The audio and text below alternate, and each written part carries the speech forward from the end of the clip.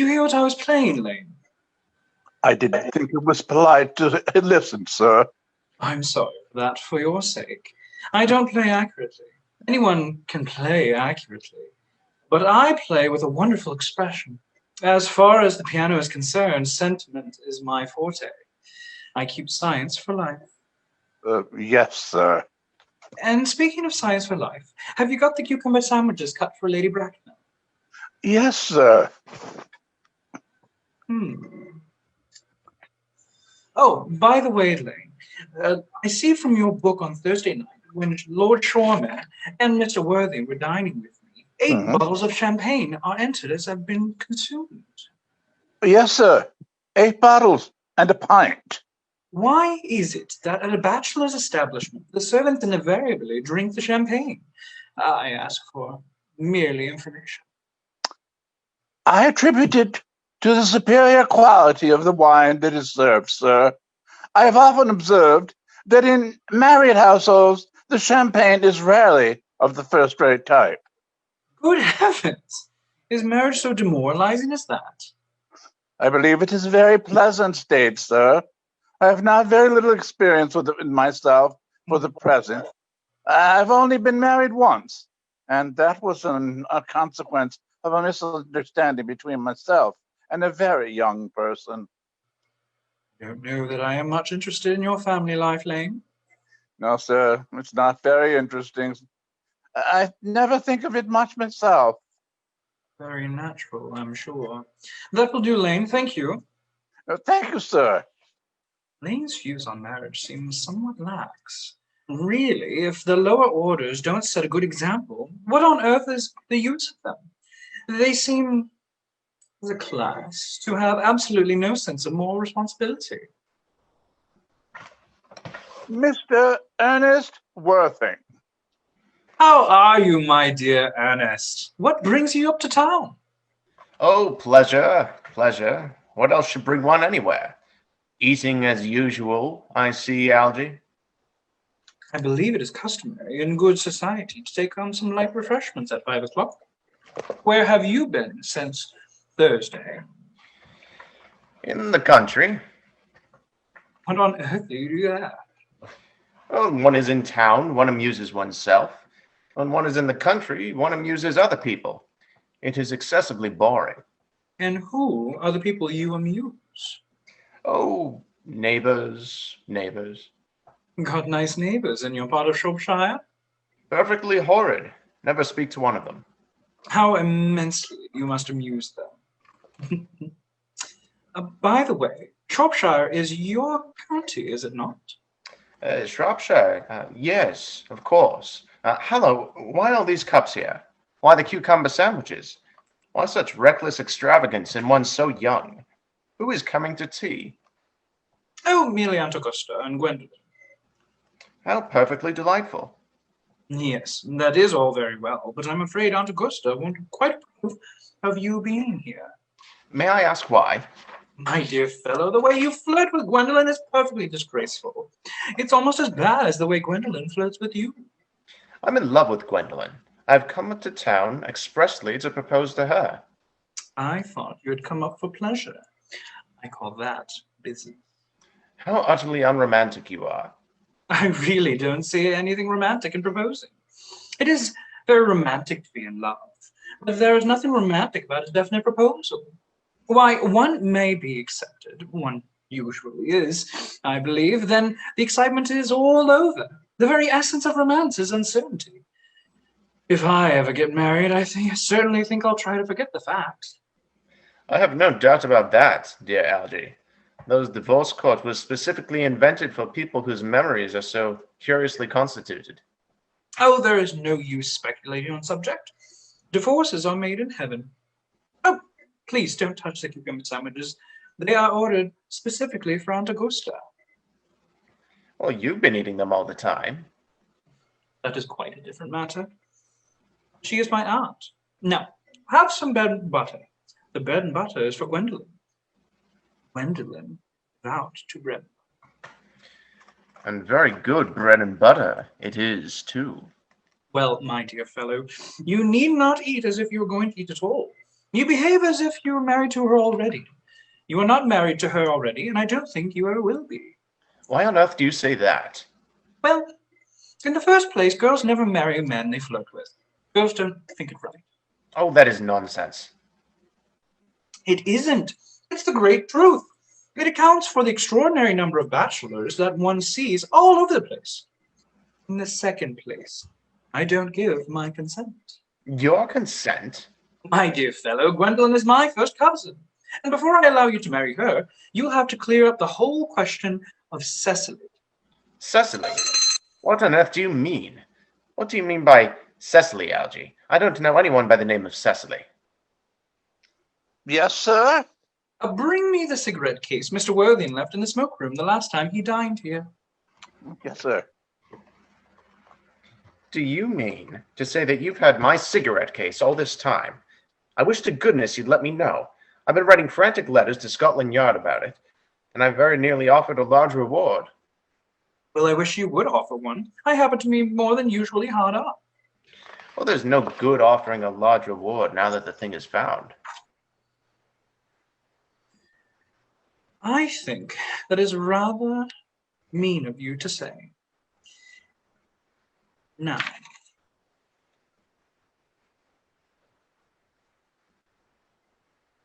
however, it makes no matter. For now, I look upon the inscription inside, and I find that the thing isn't yours after all. Of course it's mine. You've seen it with me 100 times, and you've no right whatsoever to read what's written inside. It's a very ungentlemanly thing to read a private cigarette case.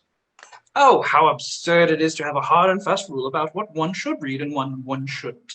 More than half of modern culture depends on what one shouldn't read. I'm quite aware of the fact, and I don't propose to discuss modern culture. It isn't the sort of thing that one should talk of in private, and I simply want my cigarette case back. Yes, but this isn't your cigarette case. The cigarette case is a present from one of the name of Cecily, and you said you didn't know anyone by that name. Well, if you want to know, Cecily happens to be, my aunt. Your aunt? Yes, charming old lady she is, too. Lives at Tunbridge Wells. Now, just give it back to me, Algy. But why does she call herself Little Cecily if she is your aunt and lives in Tunbridge Wells? From Little Cecily with fondest love. My dear fellow, what on earth is there in that? Some aunts are tall, some aunts are not tall. It's a matter that surely an aunt may be allowed to decide for herself. Now, you seem to think that every aunt should be exactly like your aunt, and that is absurd. Now, for heaven's sake, give me back my cigarette case. Yes, but why does your aunt call you her uncle? From little Cecily, with her fondest love to her dear Uncle Jack. There is no objection, I admit, to an aunt being a small aunt. But why an aunt, no matter what her size may be, should call out her own nephew as her uncle? I can't quite make it out. And besides, your name isn't Jack at all. It's Ernest. It is not Ernest, it's Jack. You have always told me it was Ernest. I have introduced you to everyone as Ernest. You answer to the name of Ernest. You look as if your name is Ernest. You are the most earnest-looking person I've ever seen in my life. It is perfectly absurd you're saying that your name isn't Ernest. It's on your part. Here's one of them now. Mr. Ernest Worthing, E4 Galban. I'll keep this as proof of your name Ernest if ever you attempt to deny me, or Gwendolen, or to anyone else for that matter. Well, my name is Ernest in town, and it's Jack in the country. And the cigarette case was given to me in the country. Yes, but that does not account for the fact that your small Aunt Cecily, who lives in Tunbridge Wells, called you her dear uncle. Come, old boy, you had better much have the thing out at once. My dear Algy, you talk exactly as if you were a dentist. And it's very vulgar to talk like a dentist when one is not a dentist. It produces a false impression. Well, that is exactly what dentists always do. Now, go on. Tell me the whole thing. I may mention that I have always suspected you as being a confirmed and secret Bunburyist, and I am quite sure of it now. Bunburyist? What on earth do you mean by a Bunburyist? I'll reveal to you the meaning of that incomparable expression. as soon as you are kind enough to inform me of why you are Ernest in town and Jack in the country. Well, produce my cigarette case first. Here it is.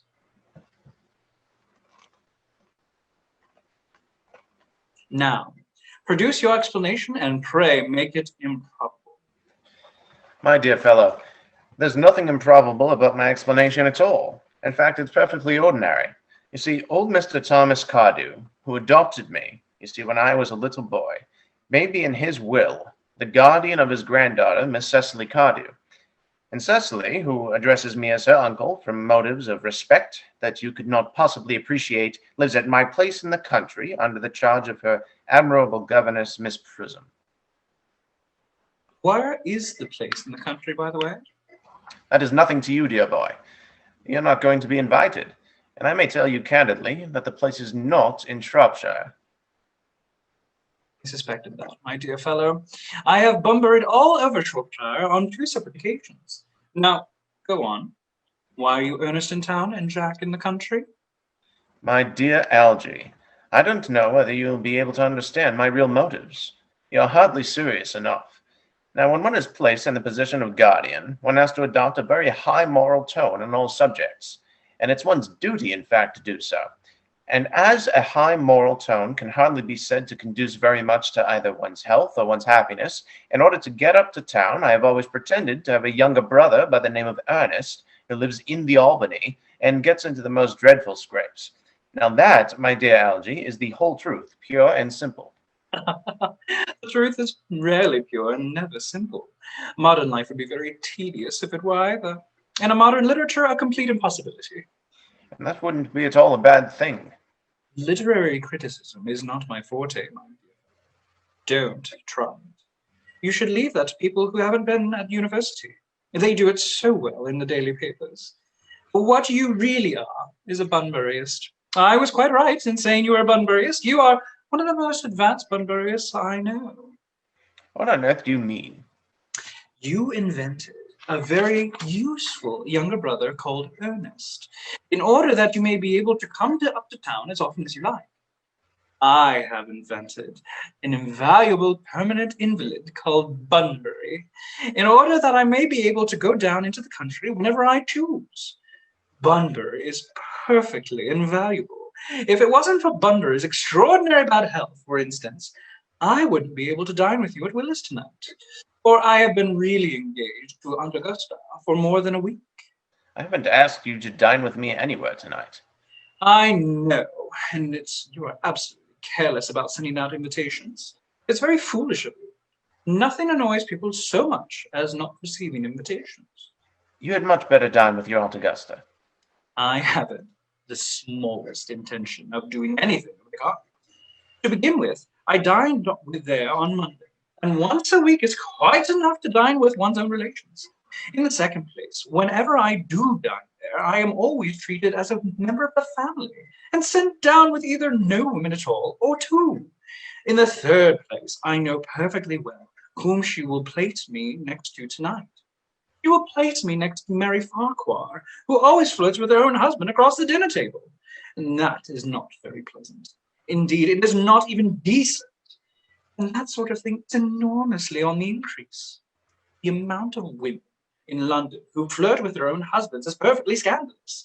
It looks so bad. It is simply washing one's clean linen in public. Besides, now that I know you to be a confirmed Bunburyist, I naturally want to talk to you about Bunbury, and I want to tell you all the rules. I'm not a Bunburyist at all. If Gwendolen accepts me, I'm going to kill my brother, and indeed I think I'll kill him in any case. Now, Cecily is a little too much interested in him, and it's rather a bore, so I'm going to get rid of Ernest. And I strongly advise you to do the same with with your invalid friend who has the absurd name. Nothing will induce me to part with Bunbury, and if you ever get married, which romantic, you will be very glad to know Bunbury. A man who marries without knowing Bunbury has a very tedious time. That is nonsense. If I marry a charming girl like Gwendolen, and she's the only girl that I ever saw in my life that I would marry, I certainly won't want to know Bunbury. Then your wife will. You don't seem to realize that in married life, 3 is a company and 2 is none. That, my dear young friend, is the theory that the corrupt French drama has been compounding on us for the last 50 years. Yes, and the happy English home has proved it in half the time. For heaven's sake, don't try to be cynical. It's perfectly easy to be cynical. My dear fellow, it isn't easy to be anything nowadays. There's such a lot of beastly competition about it.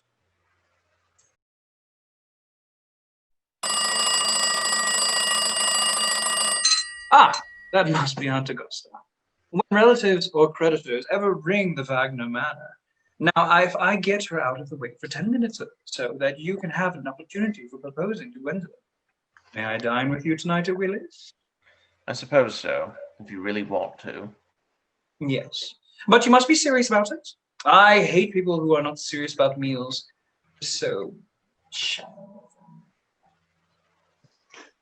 Lady Bracknell and Miss Fairfax. Good afternoon, dear Algernon. I hope you are behaving very well. Feeling very well, Aunt Augusta. That's not quite the same thing. In fact, the two things rarely go together. Dear me, you are smart. I am always smart. Am I not, Mr. Whipple? You're quite perfect, Miss Fairfax. Oh, I hope I'm not that. It would leave no room for developments, and I intend to develop in many directions. I'm sorry if we are a little late, Algernon, but I was obliged to call on dear Lady Hawksby. I hadn't been there since her poor husband's death. I never saw a woman so altered. She looks quite 20 years younger. And now I'll have a cup of tea and one of those nice cucumber sandwiches you promised me. Nay, Aunt Augusta. Won't you come and sit here, Gwendolen? Thanks, Mamma. I'm quite comfortable where I am. Good heavens, Lane, why are there no cucumber sandwiches? I ordered them specifically. There were no cucumbers in the market this morning. I went down twice. No cucumbers? No, sir. Not even for ready money. That will do, Lane, thank you. Thank you, sir. I am greatly distressed, Aunt Augusta, about there being no cucumbers, not even for ready money. It really makes no matter, Algernon.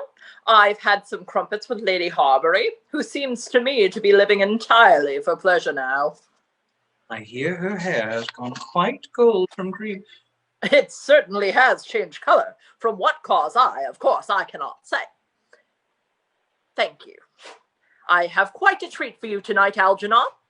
I am going to send you down with Lady Mary Farquhar. She is such a nice woman and so attentive to her husband. It's delightful to watch them.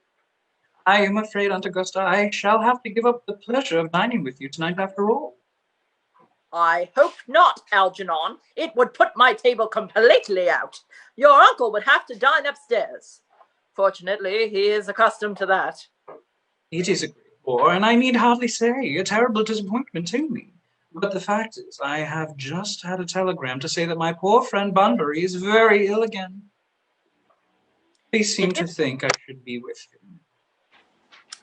It is very strange. This Mr. Bunbury seems to suffer from curiously bad health. Yes, poor Bunbury is dreadfully invalid. Well, I must say, Algernon, that I think it is high time that Mr. Bunbury made up his mind whether he was going to live or die. This shilly-shallying with the question is absurd, nor in any way do I approve of the modern sympathy with invalids. I consider it morbid.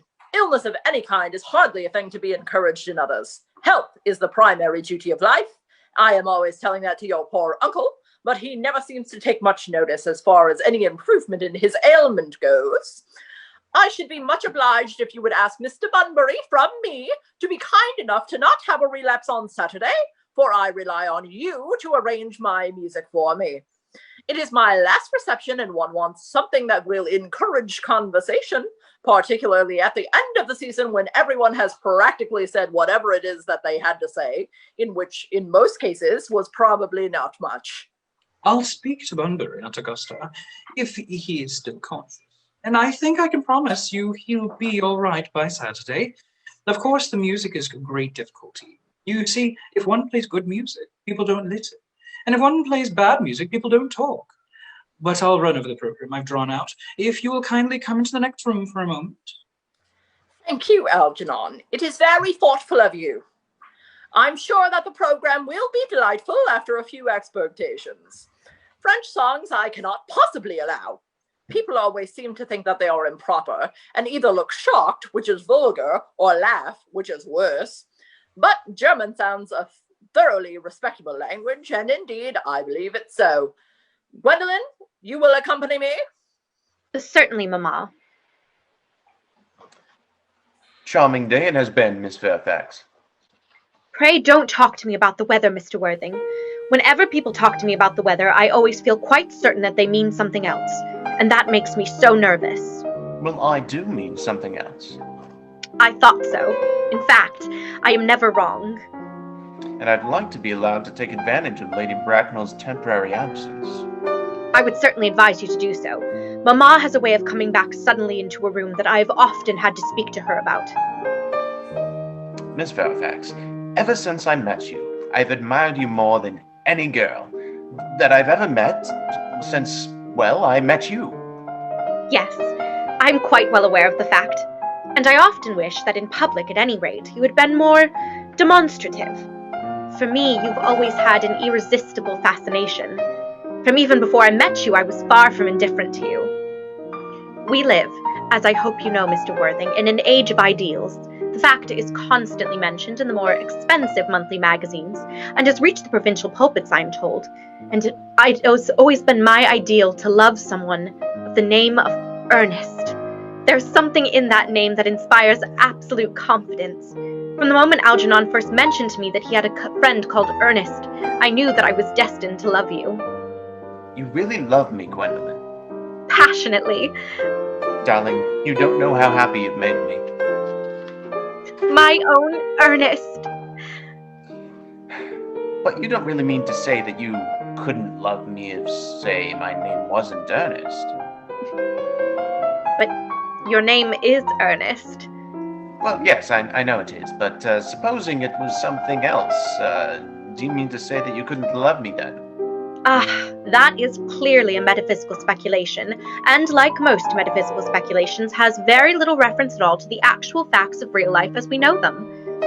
Well, personally, darling, to speak quite candidly, I don't much care about the name of Ernest, and in fact, I don't think that the name suits me at all. It suits you perfectly. It is a divine name. It has a music of its own. It produces vibrations.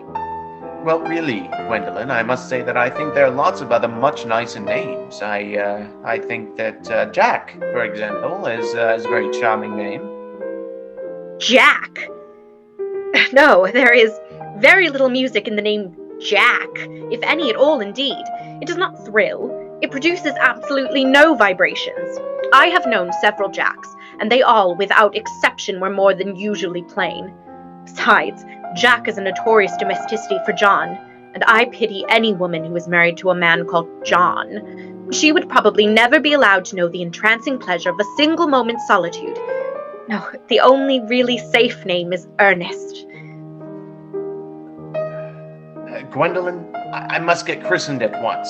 I mean, we must get married at once. In fact, Married? Married, Mr. Worthing. Yes, well, surely you know that I love you, and you led me to believe, Miss Fairfax, that you're not absolutely indifferent to me. I adore you, but you haven't proposed to me yet. Nothing's been said at all about marriage. The subject has not even been touched on. Well, may I propose to you now? I think that would be an admirable opportunity. And to spare you any possible disappointment, Mr. Worthing, I think it only fair to tell you quite frankly beforehand that I am fully determined to accept you. Gwendolen. Yes, Mr. Worthing, what have you got to say to me? You know what I've got to say to you. Yes, but you don't say it. Gwendolen, will you marry me? Of course I will, darling. How long you've been about it. I'm afraid you've had very little experience in how to propose. My own one. I have never loved anyone in the world but you. Yes, but men often propose for practice. I know my brother Gerald does. All my girlfriends tell me so. What wonderfully blue eyes you have, Ernest. They're quite blue. I hope you will always look at me just like that, especially when there are other people present. Mr. Worthing, rise, sir, from this semi-recumbent posture. It is most indecorous. Mamma! I must beg you to retire. This is no place for you. Besides, Mr. Worthing has not quite finished yet. Finished what, may I ask? I'm engaged to be married to Mr. Worthing, Mamma. Pardon me, you are not engaged to anyone. When you do become engaged to someone, I or your father, should his health permit him, will inform you of the fact. An engagement should come on a young girl as a surprise, pleasant or unpleasant as the case may be. It is hardly a matter that she should be allowed to arrange for herself. And now I have a few questions to put you, Mr. Worthing. While I am making these inquiries, you, Gwendolen, will wait for me below in the carriage. Mamma! In the carriage, Gwendolen! Gwendolen, the carriage! Yes, Mamma. You can take a seat, Mr. Worthing. Thank you, Lady Bracknell, but I do prefer standing. I feel bound to tell you that you are not down on my list of eligible bachelors. Although I have the same list as dear Lady Duchess of Bolton has. We work together, in fact. However, I am quite ready to enter your name should your answers be what a really affectionate mother requires. Do you smoke? Well, yes, I must admit that I smoke. I am glad to hear it. A man should always have an occupation of some kind. There are far too many idle men in London as it is. How old are you? 29. A good age to be married at. I have always been of the opinion that a man who desires to get married should either know nothing or everything. Which do you know? I know nothing, Lady Bracknell. I am pleased to hear it. I do not approve of anything that tampers with natural ignorance. Ignorance is like a delicate, exotic fruit. Touch it and the bloom is gone. The whole theory of modern education is radically unsound. Fortunately, in England at any rate, would prove a serious danger to the upper classes and would probably lead to acts of violence in Grosvenor Square. What is your income? Between 7,000 and 8,000 a year. In land or investments? Investments. That is satisfactory. What between the duties expected of one's lifetime and the duties exacted after one's death, land has ceased to either be a profit or a pleasure. It gives one position and prevents one from keeping it up. That's all that can be said about land. Well, I have a country house with some land, of course, attached to it. About 1,500 acres, I believe, but I don't depend on that for my real income. In fact, as far as I can make out, the poachers are really the only people that make anything out of it. A country house? How many bedrooms? Well, that point can be cleared up afterwards. You have a townhouse, I hope. A girl with simple, unspoiled nature like Gwendolen could hardly be expected to reside in the country. Well, I own a house in Belgrave Square, but it is let by the year to a Lady Bloxham. Of course, I can get it back whenever I like at, say, 6 months' notice. Lady Bloxham? I do not know her. Oh, she goes about very little. She's a lady considerably advanced in years. Nowadays that is no guarantee of respectability of character. What number in Belgrave Square? 149. The unfashionable side. I thought there was something. However, that could still be easily altered. Do you mean the fashion or the side? Both, if necessary, I presume. What are your politics? Well, I'm afraid I really have none. I am a liberal unionist. Oh, they count as Tories. They dine with us, or come in the evening at any rate. Now to minor matters. Are your parents living? I've lost both my parents. Both? To lose one parent, Mr. Worthing, may be regarded as a misfortune. To lose both looks like carelessness. Who was your father? He was evidently a man of some wealth. Was he born in what the radical papers call the purple of comets? Or did he rise from the ranks of aristocracy? Well, I'm afraid I don't really know. You see, the fact is, Lady Bracknell, I said I'd lost my parents, but it would be nearer to the truth to say that my parents seem to have lost me. I don't actually know who I am by birth, because I was found. Found? The late Mr. Thomas Cardew, an old gentleman of a very charitable and kindly disposition, he found me and gave me the name of Worthing, because he happened to have a first-class ticket for Worthing in his pocket at the time. And Worthing is a place in Sussex. It's a seaside resort. Where did the charitable gentleman who had a first-class ticket for this seaside resort find you? In a handbag. A handbag? Yes, Lady Bracknell, I was in a handbag. A somewhat large, black leather handbag with handles to it. An ordinary handbag, in fact. In what locality did this Mr. James or Thomas Cardew come across this ordinary handbag? In the cloakroom at Victoria Station. It was given The cloakroom? to him for his own, yes. The cloakroom at Victoria Station. Indeed, yes, the Brighton line. The line is immaterial. Mr. Worthing, I confess that I feel somewhat bewildered by what you have just told me. To be born, or at any rate bred, in a handbag, whether it had handles or not, seems to me to display a contempt for the ordinary decencies of family life that remind one of the worst excesses of the French Revolution. And I presume you know what unfortunate movement led to.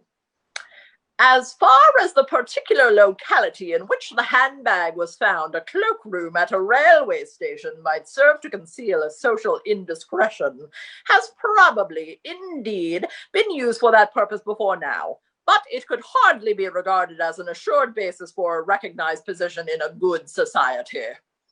May I ask you then what you would advise me to do? I need hardly say I would do anything in the world to ensure Gwendolen's happiness. Well, I would strongly advise you, Mr. Worthing, to try to acquire some relations as soon as possible and to make a definite effort to produce at any rate one parent of either sex before the season is quite over. Well, I don't see how I could possibly manage to do that. I can produce the handbag at any moment. It's in my dressing room at home. I really think that should satisfy you, Lady Bracknell. Me, sir? What has this got to do with me? You can hardly imagine that I or Lord Bracknell would dream of allowing our only daughter, a girl brought up with the utmost care, to marry into a cloakroom and form an alliance with a parcel. Good morning, Mr. Worthing. Good morning. For goodness sake, don't play that ghastly tune, Algie. How idiotic you are. Didn't it go off all right, old boy? You don't mean to say Gwendolen refused you? I know it is a way she has. She is always refusing people. I think it is most ill-natured of her. Oh, Gwendolen is as red as a trivet. As far as she is concerned, we are engaged. And her mother, however, is perfectly unbearable. Never met such a gorgon. I don't really know what a gorgon is like, but I'm quite sure that Lady Bracknell is one. In any case, she's a monster, without being a myth, which is rather unfair. And I beg your pardon, Algie. I suppose I shouldn't talk about your own aunt in that way before you. My dear boy, I love hearing my relations abused.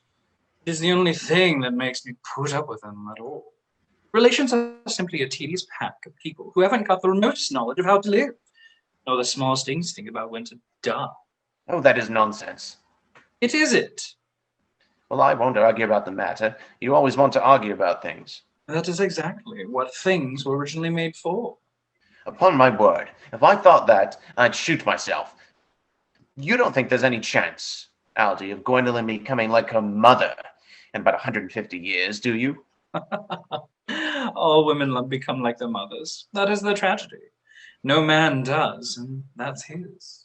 Is that clever? It's perfectly phrased, and quite as true as my any observation in civilized life should be. Well, I'm sick to death of cleverness. Everybody's clever nowadays. You can't go anywhere without meeting clever people. The thing has become an absolute public nuisance. I wish to goodness we had a few fools left. We have. I should extremely like to meet them. What do they talk about? The fools? Oh, they talk about the clever people, of course. What fools. By the way, did you tell Gwendolen the truth about being Ernest in town and Jack in the country? My dear fellow, the truth isn't the sort of thing that one tells to a nice, sweet, refined girl. What extraordinary ideas you have about the way to behave to a woman. The only way to behave to a woman is to make love to her if she's pretty, and someone else if she's plain. Oh, that is nonsense. What about your brother? What about the profligated Ernest? Oh, before the end of the week, I shall have got rid of him. I'll say he died in Paris of apoplexy. Lots of people die of apoplexy quite suddenly, don't they? Yes, but it's hereditary, my dear fellow. It's the sort of thing that runs in families. You had much better say he's a severe chill. You're sure that a severe chill isn't hereditary or anything of that kind? Of course. Very well, then. My poor brother Ernest is carried off suddenly in Paris by a severe chill, and that gets rid of him. Problem solved. But I thought you said that Miss Cardew was a little too much interested in your poor brother Ernest. Won't she feel his loss a great deal? Oh, that is all right. Cecily is not a silly, romantic girl, I'm glad to say. She's got a capital appetite and goes on long walks and pays no attention at all to her lessons. I would rather like to see Cecily. I'll take very good care that you never do. She is excessively pretty, and she is only just 18. Have you told Gwendolen yet that you have an excessively pretty ward who is only 18? Oh, one doesn't blurt these things out to people. Cecily and Gwendolen are perfectly certain to be extremely great friends. I'll bet you anything like that half an hour after they've met, they'll be calling each other sister. Women only do that when they have called each other a lot of other things first. My dear boy, if we want to get a good table at Willis, we'll really must go and dress. Do you know it's nearly 7? Oh, it's always nearly 7. Well, I'm hungry. I never knew you when you weren't. What shall we do after dinner? Go to the theatre? Oh, no, I loathe listening. Well, let's go to the club. No, I hate talking. Well, we might trot round to the Empire at 10. Oh, no, I can't bear looking at things. It's so silly. Well, what shall we do? Nothing. It is awful, your hard work, doing nothing. However, I don't mind work where there is no definite object of any kind. Miss Fairfax? Gwendolen, upon my word. Algy, kindly turn your back. I have something very particular to say to Mr. Worthing. Really, Gwendolen, I don't think I can allow this at all. Algy, you always adopt a strictly immoral attitude towards life. You're not quite old enough to do that. My own darling. Ernest, we may never be married. From the expression of Mamma's face, I fear we never shall. Few parents nowadays pay any regard to what their children say to them. The old-fashioned respect for the young is fast dying out. Whatever influence I ever had over Mamma, I lost at the age of 3. But although she may prevent us from becoming man and wife, and I may marry someone else, and marry often, nothing that she can possibly do can alter my eternal devotion to you. Dear Gwendolen. The story of your romantic origin, as related to me by Mamma with unpleasing comments, has stirred the deeper fibers of my nature. Your Christian name has an irresistible fascination. The simplicity of your character makes you exquisitely incomprehensible to me. Your town address at the Albany I have. What is your address in the country? The Manor House, Woolton, Hertfordshire. There is a good postal service, I suppose. It may be necessary to do something desperate. That, of course, will require serious consideration. I will communicate with you daily. My own one. How long do you remain in town? Till Monday. Good. Algy, you may turn round now.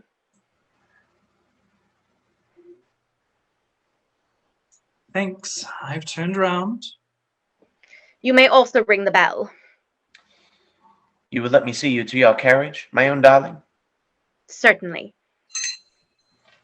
Lane, I will see Miss Fairfax out. Yes, sir. Glass of sherry, Lane. Yes, sir. Tomorrow, Lane, I'm going Bunbury. Yes, sir. I shall probably not be back till Monday. You can put my dress clothes, my smoking jacket, and All the Bunbury suits? Yes, sir. I hope tomorrow will be a fine day. It never is, sir. Lane, you're perfectly pessimistic. I do my best to give satisfaction, sir. Now there's a sensible, intellectual girl. The only girl I ever cared for in my life, in fact. What on earth are you so amused at? Oh, I'm a little anxious about poor Bunbury, that's all. Well, if you don't take care, your poor friend Bunbury will get you into a serious scrape someday. Oh, I love scrapes. They're the only thing that are never serious. Well, that's nonsense, Algernon. You never talk anything but nonsense. Nobody ever does.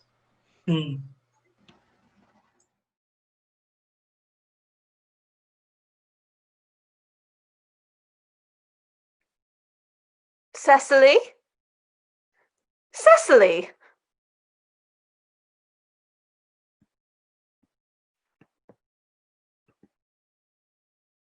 Cecily? Surely such a utilitarian occupation as the watering of flowers is rather Moulton's duty than yours, especially at a moment when intellectual pleasures await you. Your German grammar is on the table. Pray open it at page 15. We will repeat yesterday's lesson. But I don't like German. It isn't at all a becoming language. I know I look perfectly plain after my German lesson. Child, you know how anxious your guardian is that you should improve yourself in every way. He laid particular stress on your German as he was leaving for town yesterday. Indeed, he always lays stress on your German when he is leaving town. Dear Uncle Jack is so very serious. Sometimes he is so serious I think he cannot be quite well. Your guardian enjoys the best of health, and his gravity of demeanor is especially to be commended in one so comparatively young as he is. I know no one who has a higher sense of duty and responsibility. I suppose that is why he often looks a little bored when we three are together. Cecily, I am surprised at you. Mr. Worthing has many troubles in his life. Idle merriment and triviality would be out of place in his conversation. You must remember his constant anxiety about that unfortunate young man, his brother. I wish Uncle Jack would allow that unfortunate young man, his brother, to come down here sometimes. We might have a good influence over him, Miss Prism. I am certainly sure you would. You know, German and geology and things of that kind influence a man very much. I do not think that even I could produce any effect on a character that, according to his own brother's admission, is irretrievably weak and vacillating. Indeed, I am not sure that I would desire to reclaim him. I am not in favor of this modern mania for turning bad people into good people at a moment's notice. As a man sows, so let him reap. You must put away your diary, Cecily. I really don't see why you should keep a diary at all. I keep a diary in order to enter my wonderful secrets of my life. If I didn't write them down, I should probably forget all about them. Memory, my dear Cecily, is the diary that we all carry with us. Yes, but it usually chronicles the things that have never happened and couldn't possibly have happened. I believe that memory is responsible for nearly all 3-volume novels that Moody sends us. Do not speak slightingly of the 3-volume novel, Cecily. I wrote one myself in earlier days. Did you really, Miss Prism? How wonderfully clever you are. I hope it did not end happily. I don't like novels that end happily. They depress me so much. The good ended happily and the bad unhappily. That is what fiction means. I suppose so, but it seems very unfair. And was your novel ever published? Oh, alas, no. The manuscript, unfortunately, was abandoned. I use the word in the sense of lost or mislaid. To your work, child, these speculations are profitless. But I see dear Dr. Chasuble coming up through the garden. Oh, Dr. Chasuble, this is indeed a pleasure. And how are we this morning? Miss Prism, you are, I trust, well? Miss Prism has just been complaining of a slight headache. I think it would do her much good to have a short stroll through the park, Dr. Chasuble. Cecily, I have not mentioned anything about a headache. No, dear Miss Prism, I know that, but I felt instinctively that you had a headache. Indeed, I was thinking about that in not my German lesson when the rector came in. I hope, Cecily, you are not inattentive? Oh, I'm afraid I am. That is strange. Were I fortunate enough to be Miss Prism's pupil, I would hang upon her lips. I spoke metaphorically. My metaphor was drawn from bees. Mr. Worthing, I suppose, has not returned from town yet? No, we do not expect him till Monday afternoon. Ah, yes, he usually likes to spend his Sunday in London. He is not one of those whose sole aim is enjoyment, as by all accounts that unfortunate man his brother seems to be. But I must not disturb Egeria and her pupil any longer. Egeria? My name is Letitia, Doctor. A classical allusion merely, drawn from the pagan authors. I shall see you both, no doubt, at evensong. I think, dear Doctor, I will have a stroll with you. I find I do have a headache, and after all, a walk might do it good. Oh, with pleasure, Miss Prism, with pleasure. We may go as far as the schools and back. That would be delightful. Cecily, you will read your political economy in my absence. The chapter on the fall of the rupee you may omit. It is somewhat too sensational. Even the metallic problems have their melodramatic side. Horrid political economy. Horrid geography. Horrid German! Mr. Earnsworthing has just driven over from the station. He has brought his luggage with him. Mr. Ernest Worthing? B4, the Albany West? Uncle Jack's brother? Did you tell him that Mr. Worthing was in town? Yes, miss. He seemed very much disappointed. I mentioned that you and Miss Prism were here in the garden. He said he was anxious to speak to you privately for a moment. Ask Mr. Ernest Worthing to come here. I suppose you had better talk to the housekeeper about a room for him. Yes, miss. I have never met any really wicked person before. I feel rather frightened. I am so afraid he will look just like everyone else. He does. You are my little cousin, Cecily, I'm sure. You are under some strange mistake. I am not little. In fact, I believe I am more than usually tall for my age. But I am your cousin Cecily. You, I see from your card, are Uncle Jack's brother, my cousin Ernest, my wicked cousin Ernest. Oh, I am not really wicked at all, cousin Cecily. You mustn't think that I'm wicked. If you are not, then you have certainly been deceiving us, all in a very inexcusable manner. I hope you have not been leading a double life, pretending to be wicked and really being good all the time. That would be hypocrisy. Oh, of course, I have been rather reckless. I'm glad to hear it. In fact, now you mention the subject, I have been very bad in my own small way. I don't think you should be so proud of that, though I am sure it must be very pleasant. It is much pleasanter being here with you. I can't understand how you are here at all. Uncle Jack won't be back until Monday afternoon. That is a great disappointment. I'm obliged to go up by the first train on Monday morning. I have a business appointment that I am anxious to miss. Couldn't you miss it anywhere but in London? No, the appointment is in London. Well, I know, of course, how important it is not to keep a business engagement if one wants to retain any sense of the beauty of life. But still, I think you had better wait until Uncle Jack arrives. I know he wants to talk to you about your emigrating. About my what? You're emigrating. He has gone up to buy your outfit. I certainly wouldn't let Jack buy my outfit. He has no taste in neckties at all. I don't think you will require neckties. Uncle Jack is sending you to Australia. Australia? I'd sooner die.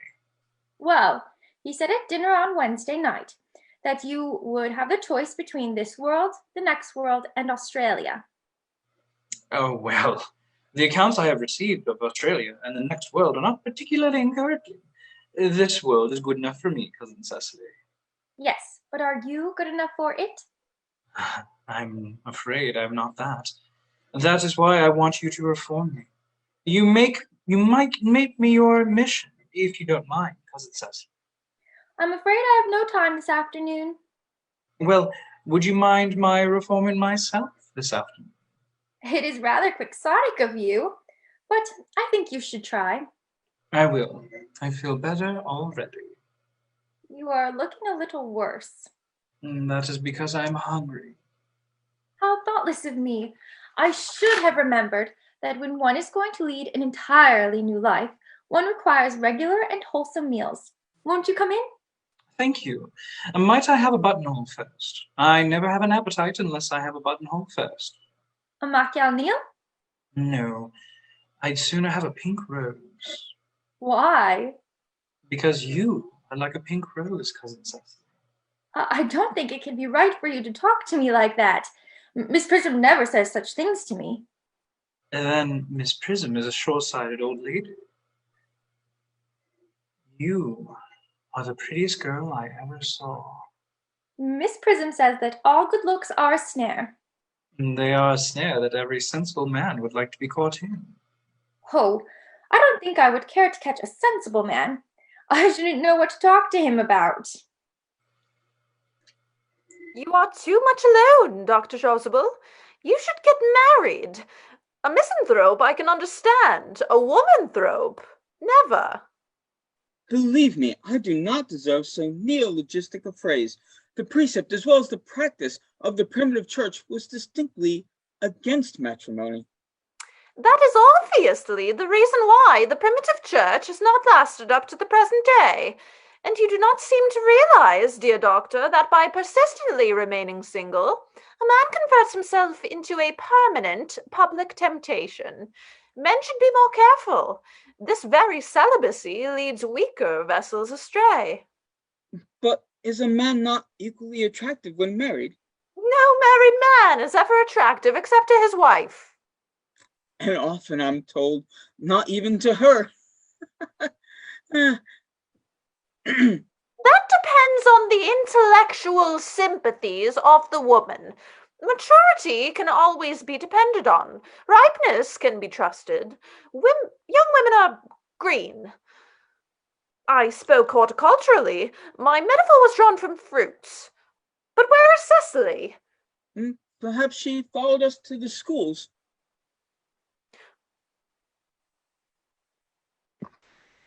Mr. Worthing? This is indeed a surprise. We did not look for you till Monday afternoon. I have returned sooner than I expected. Dr. Chasuble, I hope you are well. Dear Mr. Worthing, I trust this garb of woe does not betoken some terrible calamity. My brother.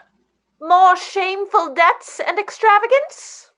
Still leading his life of pleasure? Dead. Your brother Ernest dead? Quite dead. What a lesson for him. I trust he will profit by it. Mr. Worthing, I offer you my sincere condolence. You have at least the consolation of knowing that you were always the most generous and forgiving of brothers. Poor Ernest. He had many faults, but it is a sad, sad blow. Very sad indeed. Were you with him at the end? No, he died abroad, in Paris, in fact. Yes, I had a telegram last night from the manager of the Grand Hotel there. Was the cause of death mentioned? A severe chill, it would seem. As a man sows, so shall he reap. Charity, dear Miss Prism. None of us are perfect. I myself am particularly susceptible to droughts. Will the interment take place here? No, he he seemed to have expressed a desire to be buried in Paris. In Paris? I fear that hardly points to any very serious state of mind at the last. You will no doubt wish me to make some slight allusion to the tragic domestic affliction next Sunday. My sermon on the meaning of the man in the wilderness can be adapted to almost any occasion, joyful or, as in the present case, distressing. Oh, I have preached it at harvest celebrations, and christenings, confirmations, on days of humiliation, and festal days. The last time I delivered it was in the cathedral, as a charity sermon on behalf of the Society for the Prevention of Pestilence among the upper orders. The bishop, who was present, by the way, was much struck by some of the analogies I drew. In fact, he told me after... That reminds me. You mentioned christenings, I think, Dr. Chasuble. I suppose you know how to christen all right? I mean, of course, you are continually christening, are you not? it is, I regret to say, one of the rector's most constant duties in this parish. I have often spoken to the poorer classes on the subject, but they don't seem to know what thrift is. But is there any particular infant in whom you are interested, Mr. Worthing? Your brother was, I believe, unmarried, was he not? Oh, yes. People who live entirely for pleasure usually are. But it's not for any child, dear doctor. I'm very fond of children. But no, the fact is, I would like to be christened myself this afternoon, if you would have nothing better to do. But surely, Mr. Worthing, you have been christened already. Well, I don't remember anything about it. But have you any grave doubts on the subject? I certainly intend to have. Of course, I don't know if the thing would bother you in any way, or if you would think I'm a little too old now. Not at all. The sprinkling, and indeed immersion of adults, is a perfectly canonical practice. Immersion? You needn't have any apprehensions. Sprinkling is all that is necessary, or indeed I think advisable. Our weather is so changeable. At what hour would you wish the ceremony performed? Oh, I might draw it around about 5, if that would suit you. Perfectly. In fact, I have 2 similar ceremonies to perform at that time. A case of twins that occurred recently in one of the outlying cottages on your own estate. Poor Jenkins, the carter, a most hard-working man. Oh, I don't see much fun in being christened along with other babies. It would be childish. Would 5:30 do? Admirably. And now, dear Mr. Worthing, I will not intrude any longer into a house of sorrow. I would merely beg you not to be too much bowed down by grief. What seem to us bitter trials are often blessings in disguise. This seems to me a blessing of an extremely obvious kind. Well, Jack! Oh, I am pleased to see you back. But what horrid clothes have you got on? Do go and change them. Cecily! My child! What is the matter, Uncle Jack? Do look happy. You look as if you'd had a toothache. And I've got such a surprise for you. Who do you think is in the dining room? It's your brother. Who? Your brother Ernest. He arrived about half hour ago. What nonsense. I haven't got a brother. Oh, don't say that. However badly he may have behaved to you in the past, he is still your brother. You couldn't be so heartless as to disown him. I'll tell him to come out. And you will shake hands with him, won't you, Uncle Jack? These are joyful tidings. After we had all been resigned to his loss, his sudden return seems to me peculiarly distressing. My brother is in the dining room? I don't know what it all means. I think it perfectly absurd. Oh, good heavens. Brother John, I have come down from town to tell you that I am very sorry for all the trouble I have given you, and that I intend to lead a better life in the future. Oh, Uncle Jack, you are not going to refuse your own brother's hand. Nothing will induce me to take his hand. I think him coming down here perfectly disgraceful. He knows perfectly well why. Uncle Jack, do be nice. There is some good in everyone. Ernest has just been telling me about his poor invalid friend, Mr. Bunbury, whom he goes to visit so often. And surely there must be much good in one who is kind to an invalid, and leaves the pleasures of London to sit by his bed of pain. Oh, he's been talking about Bunbury, has he? Yes, he has told me all about the poor Mr. Bunbury, and his terrible state of health. Bunbury.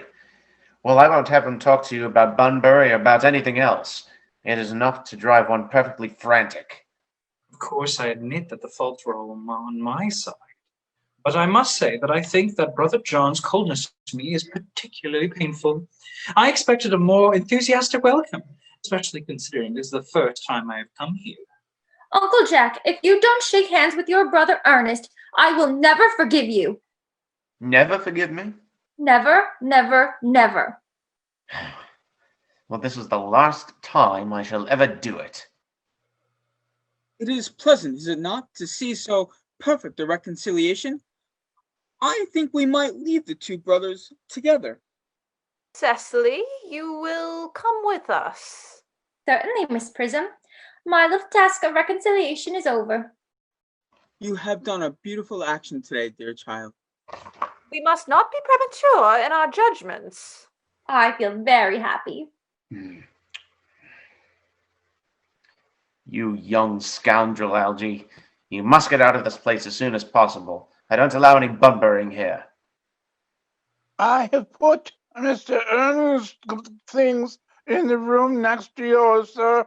I suppose that's all right. What? Mr. Ernest's baggage. I have unpacked it and put it in the room next to your own. His luggage? Yes, sir. 3 more portmanteaus, a dressing case, 2 hat boxes, and large luncheon basket. I'm afraid I can't stay more than a week this time. Merriman, order the dog cart at once. Mr. Ernest has been suddenly called back to town. Yes, sir. What a fearful liar you are, Jack. I have not been called back to town at all. Yes, you have. I have not heard anyone call me. Your duty as a gentleman calls you back. My duty as a gentleman has never interfered with my pleasures in the smallest degree. I can quite understand that. Well, Cecily is a darling. You're not to talk of Miss Cardew like that. I don't like it. Well, I don't like your clothes. You look perfectly ridiculous in them. Why on earth don't you go up and change? It is perfectly childish to be in deep mourning for a man who is actually staying for a whole week with you in your house as a guest. I call it grotesque. You're certainly not staying with me for a whole week as a guest or as anything else. You've got to leave by the 4:05 train. I certainly won't leave you so long as you are in mourning. It would be most unfriendly. If I were in mourning, you would stay with me, I suppose. I should think it very unkind if you didn't. Well, will you go if I change my clothes? Yes, if you are not too long. I never saw anybody take so long to dress with such little results. Well, at any rate, that's always better than being always overdressed as you are. If I am occasionally a little overdressed, I make up for it by being always immensely overeducated. Your vanity is ridiculous, your conduct an outrage, and your presence in my garden utterly absurd. However, you've got to catch the 4:05, and I hope you'll have a pleasant journey back to town. This Bunburying, as you call it, has not been a great success for you. I think it has been a great success. I am in love with Cecily, and that is everything. But I must see her before I go, and make arrangements for another Bunbury. Ah, there she is. Oh, I merely came back to water the roses. I thought you were with Uncle Jack. He's gone to order the dog cart for me. Oh, is he going to take you for a nice drive? He's going to send me away. Then we have got to part. I'm afraid so. It is very painful parting. It is always painful to part from people whom you've only known for a brief space of time. The absence of an old friend one can endure with equanimity, but even a momentary separation from anyone to whom one has just been introduced is almost unbearable.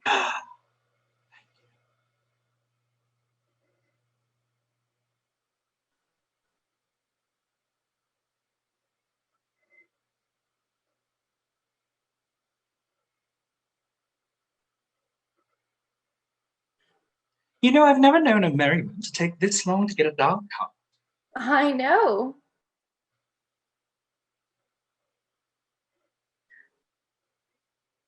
He's right back.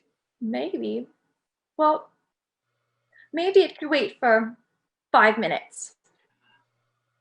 Yes, I hope, Cecily. I shall not offend you if I state quite frankly and openly that you seem to me to be in every way the visible personification of absolute perfection. I think your frankness does you great credit, Ernest. If you will allow me, I will copy your remarks in my diary. Do you really keep a diary? I'd give anything to look at it. May I? Oh, no. You see, it is simply a very young girl's record of her own thoughts and impressions, and consequently meant for publication. When it appears in volume form, I hope you'll order a copy. But pray, Ernest, don't stop. I delight in taking down dictation. I've reached absolute perfection. You can go on. I'm quite ready for more. Oh, Oh, don't cough, Ernest. When one is dictating, one should speak fluently and not cough. Besides, I don't know how to spell a cough. Cecily, ever since I first looked upon your wonderful and incomparable beauty, I have dared to love you wildly, passionately, devoutly, hopelessly. Oh, I don't think you should tell me that you love me wildly, passionately, devotedly, hopelessly. Hopelessly doesn't seem to make much sense, does it? You know what?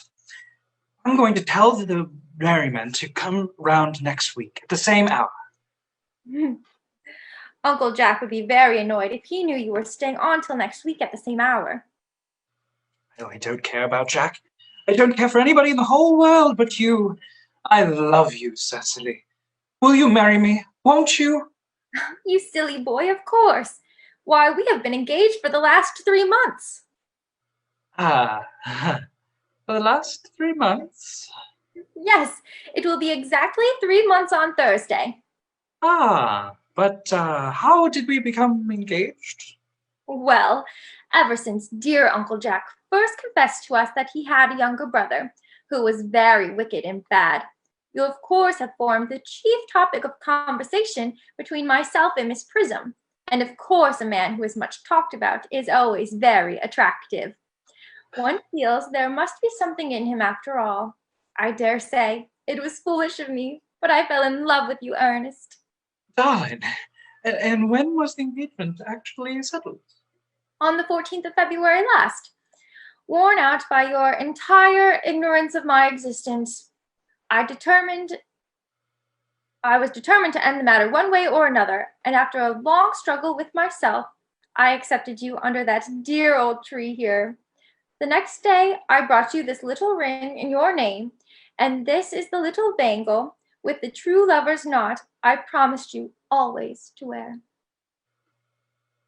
Did I give you this? It's very pretty, isn't it? Yes, you've wonderfully good taste, Ernest. Ah. It's the excuse I've always given you for leading such a bad life. And this is the box in which I keep all your dear letters. My letters?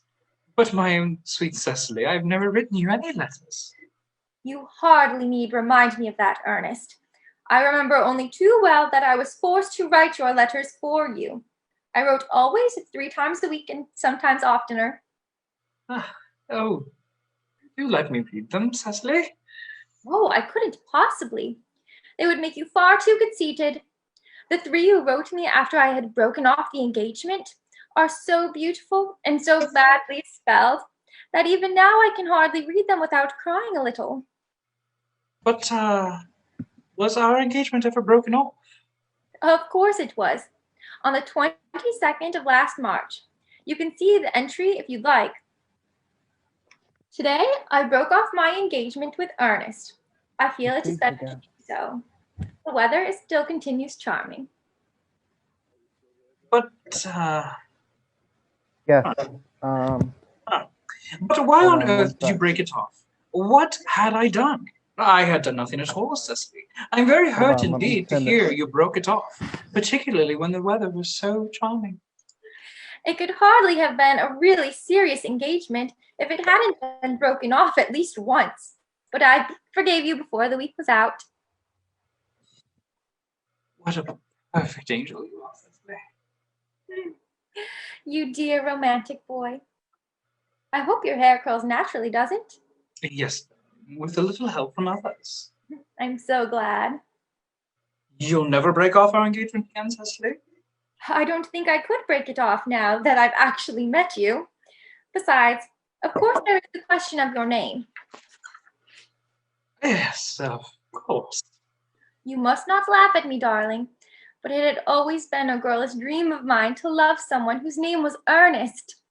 There's something in that name that seems to inspire absolute confidence. I pity any poor married woman whose husband isn't called Ernest. But, my dear child, do you mean to say you could not love me if I had some other name? But what name? Oh, any name you like. Algernon, for instance? But I don't like the name of Algernon. Oh, well, my own dear, sweet, loving little darling, I really can't see why you should object to the name of Algernon.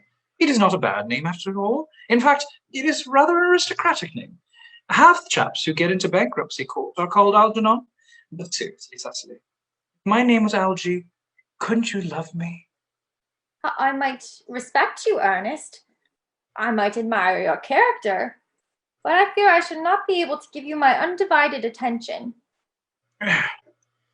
Cecily, your rector here is, I suppose, thoroughly experienced in the practices of all the rites and ceremonies of the church.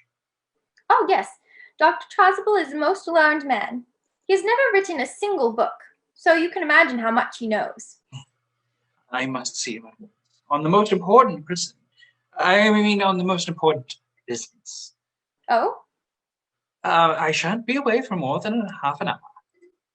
Considering that we have been engaged since February the 14th, and that I only met you today for the first time, I think it is rather hard that you should leave me for such a long period as half an hour. Couldn't you make it 20 minutes? I'll be back in no time. What an impetuous boy he is. I like his hair so much. I must enter his proposal in my diary.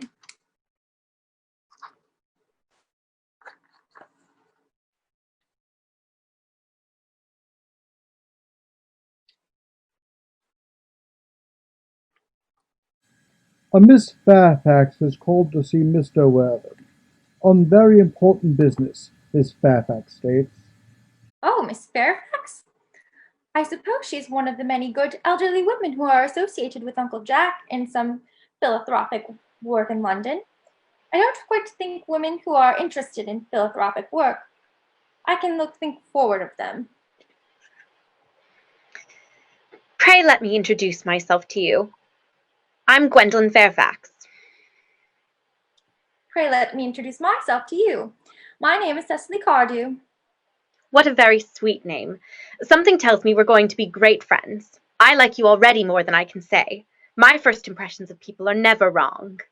How nice of you to like me so much after we have known each other for such a comparatively short time. Pray sit down. I may call you Cecily, may I not? With pleasure. And you will always call me Gwendolen, won't you? If you wish. Then it is all quite settled, is it not? I hope so. Perhaps this might be a favourable opportunity for my mentioning who I am. My father is Lord Bracknell. You've never heard of Papa, I suppose? I don't think so. Outside the family circle, Papa, I'm glad to say, is entirely unknown. I think that is quite as it should be. The home seems to be the proper sphere for the man. And certainly once a man begins to neglect his domestic duties, he becomes painfully effeminate, does he not? And I don't like that. It makes men so very attractive. Mamma, whose views on education are remarkably strict, has brought me up to be extremely short-sighted. It's part of her system. So, do you mind my looking at you through my glasses? Oh, not at all, Gwendolen. I'm very fond of being looked at.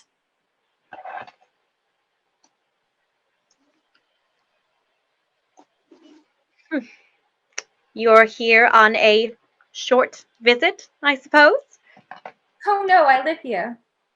Really? Your mother, no doubt, or some female relative of advanced years, resides here also? Oh no, I have no mother, nor in fact any relations. The guardian, with the insistence of Miss Prism, has the arduous task of looking after me. Your guardian? Yes, I am Mr. Worthing's ward. Oh, it is strange. He never mentioned to me that he had a ward. How secretive of him. He grows more interesting hourly. I am not sure, however, that the news inspires me with feelings of unmixed delight. I'm very fond of you, Cecily. I've liked you ever since I met you. But I am bound to state that now that I know you're Mr. Worthing's ward, I cannot help expressing a wish that you were, well, just a little older than you seem to be, and not quite so very alluring in appearance. In fact, if I may speak candidly. Pray do. I think that whenever one has anything unpleasant to say, one should always be quite candid. Well, to speak with perfect candor, Cecily, I wish that you were fully 42 and more than usually plain for your age. Ernest has a strong, upright nature. He is the very soul of truth and honor. Disloyalty would be as impossible to him as deception. But even men of the strongest possible moral character are extremely susceptible to the physical influence of others. Modern, no less than ancient history supplies us with many most painful examples of what I refer to. If it were not so, indeed, history would be quite unreadable. I beg your pardon, Gwendolen. Did you say Ernest? Yes. Oh, but it is not Mr. Ernest Worthing who is my guardian. It is his brother, his elder brother. Ugh, Ernest never mentioned to me that he had a brother. I'm sorry to say that they have not been on good terms for a long time. Ah, that accounts for it. And now that I think of it, I have never heard any man mention his brother. The subject seems distasteful to most men. Cecily, you have lifted a load from my mind. I was growing almost anxious, and it would have been terrible if any cloud had come across a friendship like ours, would it not? Of course, you're quite sure that it is not Mr. Ernest Worthing who is your guardian? Quite sure. In fact, I'm going to be his. I beg your pardon? Dearest Gwendolen, there is no reason why I should make a secret of it to you. Our little county newspaper is sure to chronicle the fact next week. Mr. Ernest Worthing and I are engaged to be married. My darling Cecily, I think there must be some slight error. Mr. Ernest Worthing is engaged to me. The announcement will appear in the Morning Post on Saturday at the latest. I am afraid you must be under some misconception. Ernest proposed to me exactly 10 minutes ago. It is certainly very curious, for he asked me to be his wife yesterday afternoon at 5:30. If you would care to verify the incident, pray do so. I never travel without my diary. One should always have something sensational to read on the train. I am so sorry, dear Cecily, if it is any disappointment to you, but I'm afraid I have the prior claim. It would distress me more than I could tell you, dear Gwendolen, if it caused you any mental or physical anguish. But I feel bound to point out that since Ernest proposed to you, he clearly has changed his mind. If the poor fellow has been entrapped into any foolish promise, I shall consider it my duty to rescue him at once, and with a firm hand. Whatever unfortunate entanglement my dear boy may have got into, I will never reproach him with it after we are married. Do you allude to me, Miss Cardew, as an entanglement? You are presumptuous.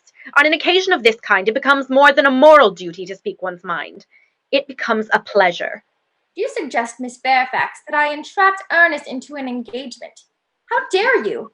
This is no time for wearing the shallow mask of manners. When I see a spade, I call it a spade. I am glad to say that I have never seen a spade. It is obvious our social spheres are widely different. Oh, miss, shall I take the teeth here as usual, miss? Yes, as usual. Are there many interesting walks in the vicinity, Miss Cardew? Oh, yes, a great many. From the top of one of the hills, quite close, one can see 5 counties. 5 counties? I don't think I should like that. I hate crowds. I suppose that is why you live in the town. Quite a well-kept garden this is, Miss Cardew. So glad you like it, Miss Fairfax. I had no idea there were any flowers in the country. Oh, flowers are as common here, Miss Fairfax, as people are in London. Personally, I cannot understand how anybody manages to exist in the country, if anybody who is anybody does. The country always bores me to death. Ah, this is what the newspapers call agricultural depression, is it not? I believe the aristocracy are suffering very much from it, just at present. It is almost an epidemic amongst them. I've been told. May I offer you some tea, Miss Fairfax? Thank you. Detestable girl. But I require tea. Sugar? No, thank you. Sugar is not fashionable anymore. Cake or bread and butter? Bread and butter, please. Cake is rarely seen at the best houses nowadays. Hand that to Miss Fairfax.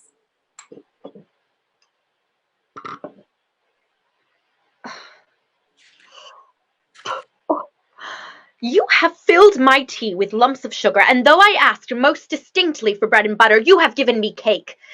I am known for the gentleness of my disposition and the extraordinary sweetness of my nature, but I warn you, Miss Cardew, you may go too far. To save my poor, innocent, trusting boy from the machinations of any other girl, there is no lengths to which I would not go. From the moment I saw you, I distrusted you. I felt that you were false and deceitful. I am never deceived in such matters. My first impressions of people are invariably right. It seems to me, Miss Fairfax, that I am trespassing on your valuable time. No doubt you have many other calls of a similar character to make in the neighborhood. Ernest! My own Ernest! Gwendolen, darling. A moment. May I ask if you are engaged to be married to this young lady? To dear little Cecily? Of course not. What could have put such an idea into your pretty little head? Thank you. You may. I knew there must be some misunderstanding, Miss Fairfax. The gentleman whose arm is at present around your waist is my dear guardian, Mr. John Worthing. I beg your pardon? This is Uncle Jack. Jack? Oh! Here is Ernest. Ah, my own love. A moment, Ernest. May I ask you, are you engaged to be married to this young lady? To what young lady? Good heavens, Gwendolen? Yes, to good heavens, Gwendolen. To Gwendolen. Of course not. What could have put such an idea into your pretty little head? Thank you. You may. I felt there must be some slight error, Miss Cardew. The gentleman who is now embracing you is my cousin, Mr. Algernon Moncrieff. Algernon Moncrieff? Oh, are you called Algernon? I cannot deny it. Oh. Is your name really John? I could deny it if I liked. I could deny anything if I liked, but my name certainly is John, and it has been John for years. A gross deception has been practiced on both of us. My poor wounded Cecily. My sweet wronged Gwendolen. You will call me sister, will you not? There's just one question I would like to be allowed to ask my guardian. An admirable idea. Mr. Worthing, there is just one question I'd like to be permitted to put to you. Where is your brother Ernest? We're both engaged to be married to your brother Ernest, so it is a matter of some importance to us to know where your brother Ernest is at present. Well, Gwendolen, Cecily, it's very painful for me to be forced to speak the truth. It's really the first time in my life that I've been reduced to such a painful position, and I'm really quite inexperienced in doing anything of the kind. However, I will tell you quite frankly that I have no brother, Ernest. I have no brother at all, in fact. I've never had a brother in my life, and I certainly haven't the smallest intention of ever having one in the future. No brother at all? Ha, none. Had you never a brother of any kind? Never. Not even of any kind. I'm afraid it is quite clear, Cecily, that neither of us is engaged to be married to anyone. It is not a very pleasant position for a young girl suddenly to find herself in, is it? Let us go into the house. They will hardly venture to come after us there. No, men are so cowardly, aren't they? This ghastly state of things is what you call bun-burying, I suppose. Yes, and a perfectly wonderful bunbury it is. The most wonderful bunbury I've ever had in my life. Well, you've got no right whatsoever to bunbury here. Oh, that's absurd. One has the right to bunbury anywhere one chooses. Every serious bunbury knows that. Serious bunburyist? Good heavens. Well, one must be serious about something if one wants to have any amusement in life. I happen to be serious about bunburying. What on earth are you serious about? I haven't the remotest idea. About everything, I should fancy. You have such an absolutely trivial nature. Well, the only small satisfaction I have in the whole of this wretched business is that your friend Bunbury is quite exploded, and you won't be able to run down to the country quite so often as you used to, dear Algy. And a very good thing, too. Your brother is a little off colour, isn't he, dear Jack? You won't be able to disappear to London quite so frequently as your wicked custom was. Not a bad thing, either. As for your conduct towards Miss Cardew, I must say that your taking in a sweet, simple, innocent girl like that is quite inexcusable, to say nothing of the fact that she is my ward. I can see no possible defense at all for your deceiving a brilliant, clever, thoroughly experienced young lady like Miss Fairfax, to say nothing of the fact that she is my cousin. I wanted to be engaged to Gwendolen, that is all. I love her. Well, I simply wanted to be engaged to Cecily. I adore her. Well, there's certainly no chance of your marrying Miss Cardew. Well, I don't think there is much likelihood, Jack, of you and Miss Fairfax being united. Well, that is no business of yours. If it was my business, I wouldn't be talking about it. It's very vulgar to talk about one's own business. Only people like stockbrokers do that, and they merely at dinner parties. How can you just sit there, Algy, calmly eating muffins while we're in this horrible trouble? I cannot make it out. You seem to me to be perfectly heartless. Well, I can't eat muffins in an agitated manner. The butter would probably get on my cuffs. One should always eat muffins quite calmly. It is the only way to eat them. I say it's perfectly heartless you're eating muffins at all, under the circumstances. When I am in trouble, eating is the only thing that consoles me. Indeed, when I'm in really great trouble, as anyone knows me intimately will tell you, I refuse everything except food and drink. At the present moment, I'm eating muffins because I'm unhappy. Besides, I'm particularly fond of muffins. Well, there's no reason at all why you should be eating them all in that greedy way. I wish you would have a tea cake instead. I don't like tea cakes. Good heavens, I suppose a man may eat his own muffins in his own garden. Fine. But you have just said it was perfectly heartless to eat muffins. I said it was perfectly heartless of you, under the circumstances, and that's a very different thing. That may be, but the muffins are the same. Algy, I wish to goodness that you would go. You can't possibly ask me to go without having some dinner. It's absurd. I never go without my dinner. No one ever does, except vegetarians and people like that. Besides, I have just made arrangements with Dr. Chasuble to be christened at 5:45 under the name of Ernest. My dear fellow, the sooner you give up that nonsense, the better. I made arrangements myself this very morning with Dr. Chasuble to be christened myself at 5:30, and I would naturally take the name of Ernest for myself. Now, Gwendolen would wish it, and we can't both be christened Ernest. That's absurd.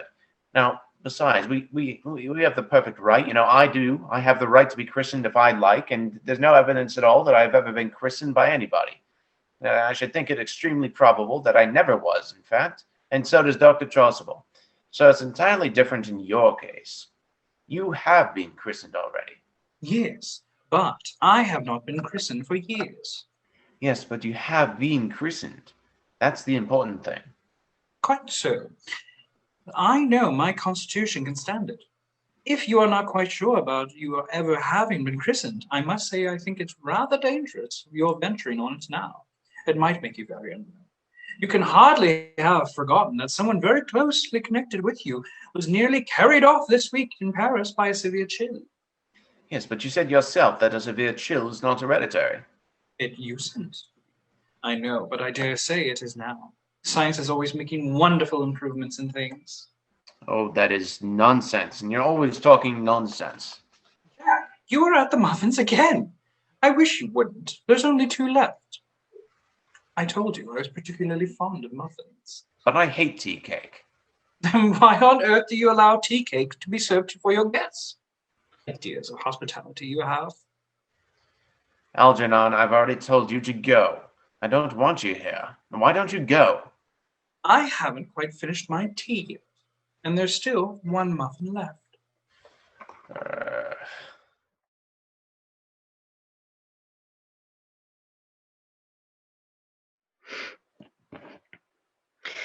The fact that they did not follow us at once into the house, as anyone else would have done, seems to me to show that they have some sense of shame left. They have been eating muffins. That looks like repentance. They don't seem to notice us at all. Couldn't you cough? But I don't have a cough. They're looking at us. What effrontery. They're approaching. That's very forward of them. Let us preserve a dignified silence. Certainly. That's the only thing to do now.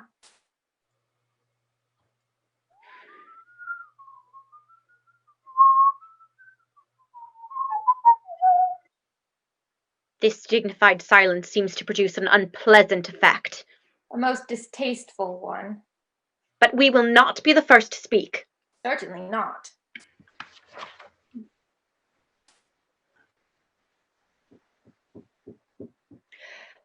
Mr. Worthing, I have something very particular to ask you. Much depends on your reply. Gwendolen, your common sense is invaluable. Mr. Moncrieff, kindly answer to me the following question. Why did you pretend to be my guardian's brother? In order that I might have an opportunity to meet you. That certainly seems a satisfactory explanation, does it not? Yes, dear, if you can believe him. I don't. But that does not affect the wonderful beauty of his answer. True. In matters of grave importance, style, not sincerity, is the vital thing. Mr. Worthing, what explanation can you offer me for pretending to have a brother? Was it in order that you might have an opportunity of coming up to town to see me as often as possible? Can you doubt it, Miss Fairfax? I have the gravest doubts upon the subject, but I intend to crush them. This is not the moment for German skepticism. Their explanations appear to be quite satisfactory, especially Mr. Worthing's.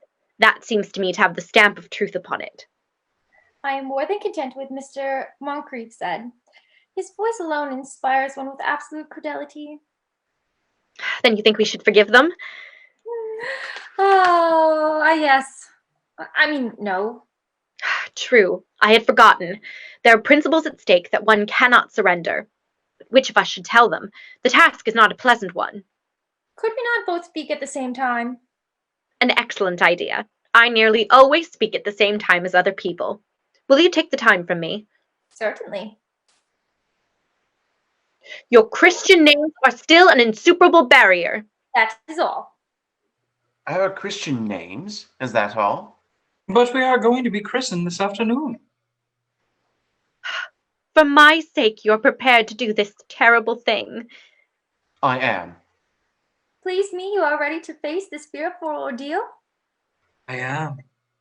How absurd to talk about the equality of the sexes. Where questions of self-sacrifice are concerned, men are infinitely beyond us. We are. They have moments of physical courage of which we women know absolutely nothing. Darling. Darling. Lady Bracknell. Good heavens. Gwendolen, what does this mean? Merely that I am engaged to be married to Mr. Worthing, Mamma. Come here. Sit down. Sit down immediately. Hesitation of any kind is a sign of mental decay in the young and physical weakness in the old. Apprised, sir, of my daughter's sudden flight by her trusty maid, whose confidence I purchased by means of a small coin, I followed her at once by luggage train. Her unhappy father is, I'm glad to say, under the impression that she is attending a more than usually lengthy lecture by the University Extension Scheme on the influence of a permanent income on thought. I do not propose to undeceive him. Indeed, I have never undeceived him on any question, and I would consider it wrong. But, of course, you would clearly understand that all communication between yourself and my daughter must cease immediately from this moment. On this point, as indeed on all points, I am firm. I am engaged to Gwendolen, Lady Bracknell. You are nothing of the kind, sir. And now, as regards Algernon. Algernon? Yes, Aunt Augusta. May I ask if it is in this house that your invalid friend Mr. Bunbury resides? Oh, no. Bunbury doesn't live here. Bunbury is somewhere else at present. In fact, Bunbury's dead.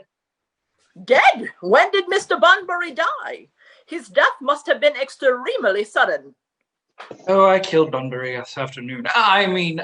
Poor Bunbury died this afternoon.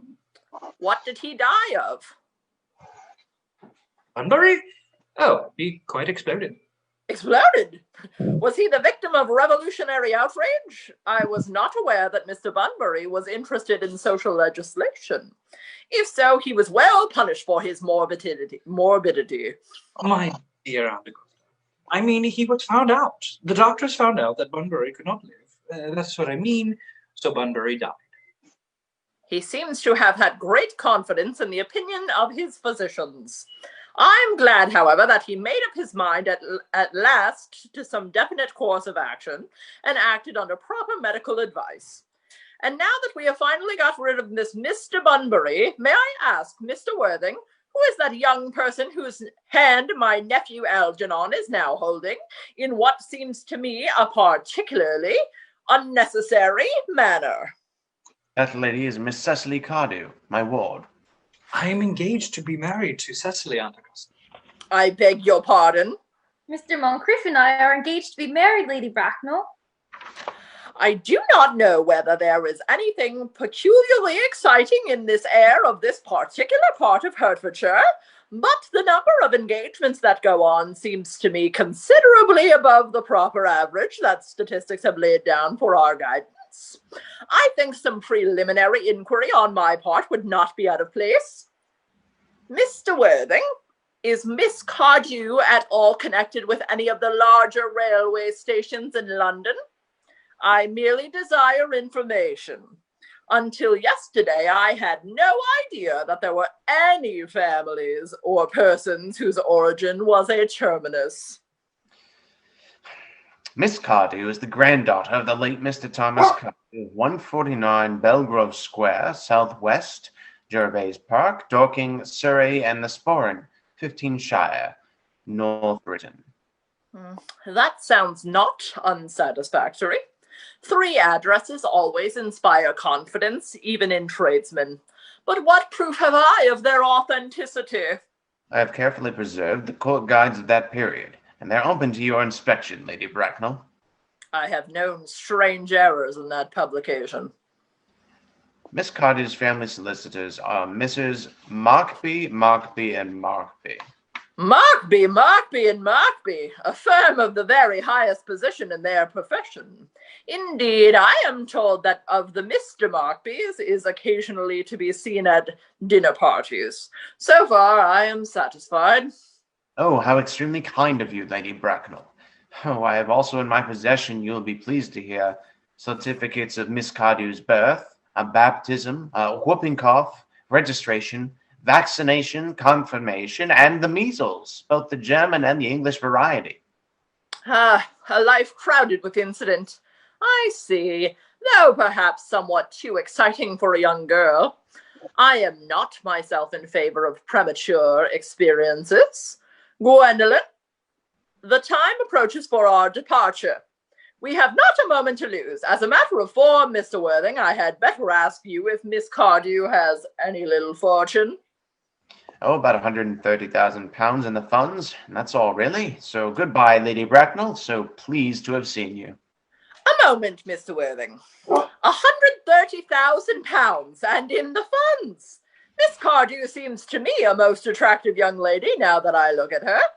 Few girls of the present day have really any solid qualities, any of the qualities that last and improve with time.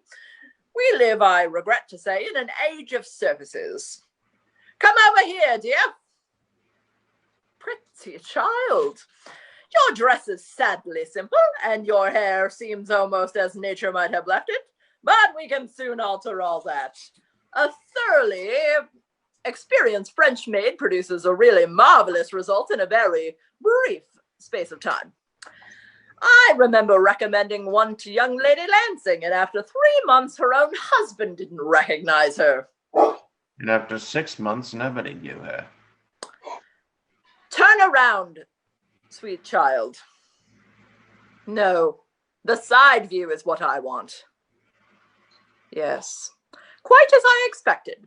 There are distinct social possibilities in your profile. The 2 weak points in our age are its want of principle and its want of profile. The chin a little higher, dear. Style largely depends on the way the chin is worn. They are worn very high, just as present. Algernon? Yes, Aunt Augusta. There are distinct social possibilities in Miss Cardew's profile. Cecily is the sweetest, dearest, prettiest girl in the whole world, and I don't care 2 pence about social possibilities. Never speak disrespectfully of society, Algernon. Only people who can't get into it do that. Dear child, of course you know that Algernon has nothing but his debts to depend on, but I do not approve of mercenary marriages.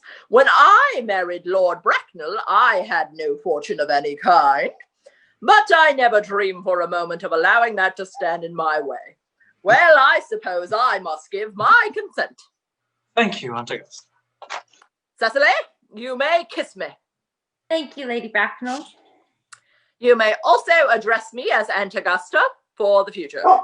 Thank you, Aunt Augusta. The marriage, I think, had better take place quite soon. Thank you, Aunt Augusta. Thank you, Aunt Augusta. To speak frankly, I am not in favor of long engagements.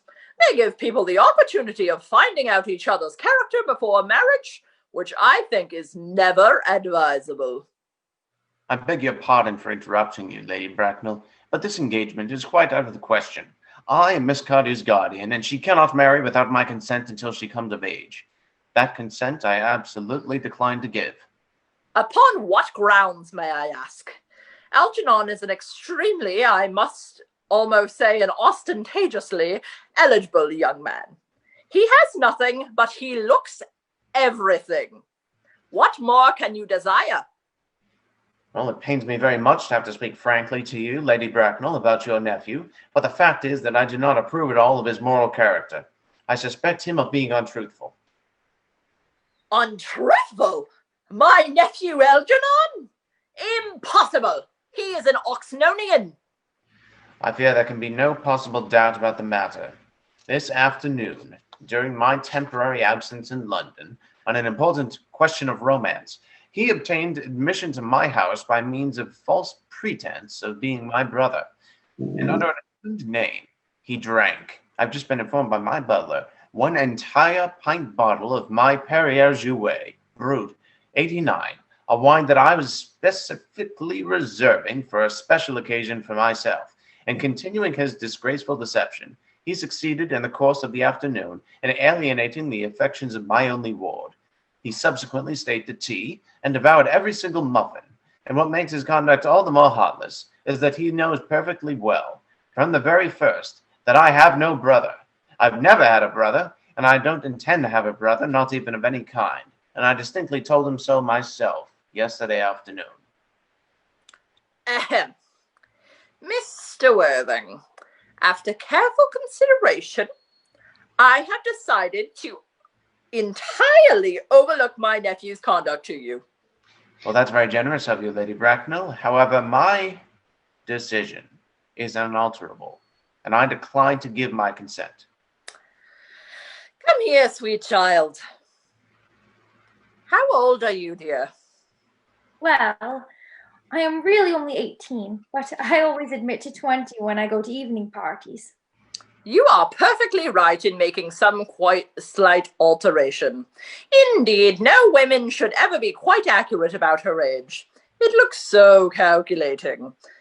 18, but admitting to only 20 at evening parties. Well, it will not be very long before you are of age and free from the restraints of tutelage. So I don't think your guardian's consent is, after all, a matter of any importance. Pray excuse me, Lady Bracknell, for interrupting you again, but it's only fair to tell you that according to the terms of her grandfather's will, Miss Cardew does not come legally of age until she is 35. This does not seem to me to be a grave objection. 35 is a very attractive age. London society is full of women of the very highest birth who have, of their own free choice, remained 35 for years. Lady Dumbledon's is an instance in point.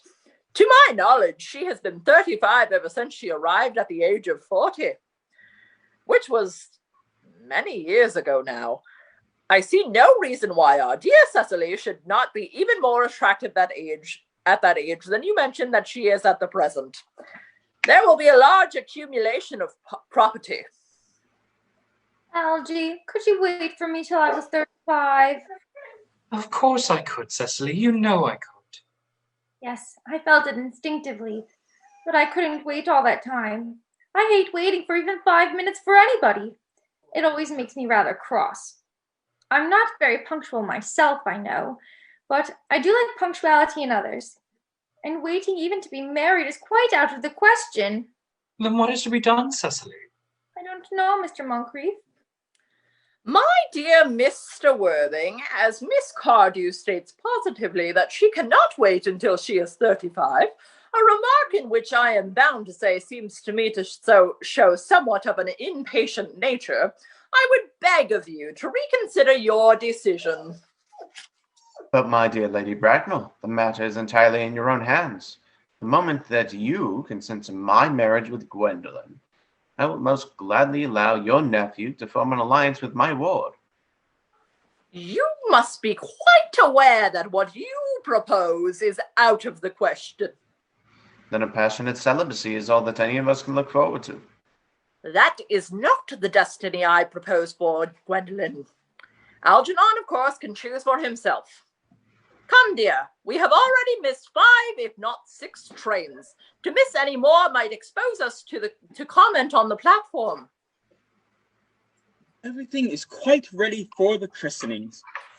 The christening, sir. Is that not somewhat premature? Both these gentlemen expressed a desire for immediate baptism. At their age? The idea is grotesque and irreligious. Algernon, I forbid you to be baptized. I will not hear of such excesses. Lord Bracknell would be highly displeased if he learned that that was the way in which you had wasted your time and money. Am I to understand that there are to be no christenings this afternoon? I don't think that as things are now, it would be of much practical value to either of us, Dr. Chasuble. I am grieved to hear such sentiments from you, Mr. Worthing. They savor of the heretical views of the Anabaptists, views that I have completely refuted in 4 of my unpublished sermons. However, as your present mood seems to be one peculiarly secular, I will return to the church at once. Indeed, I have just been informed by the pew opener that for the last hour and a half, Miss Prism has been waiting for me in the vestry. Miss Prism? Did I hear you mention a Miss Prism? Yes, Lady Bracknell, I am on my way to join her. Pray allow me to detain you for a moment.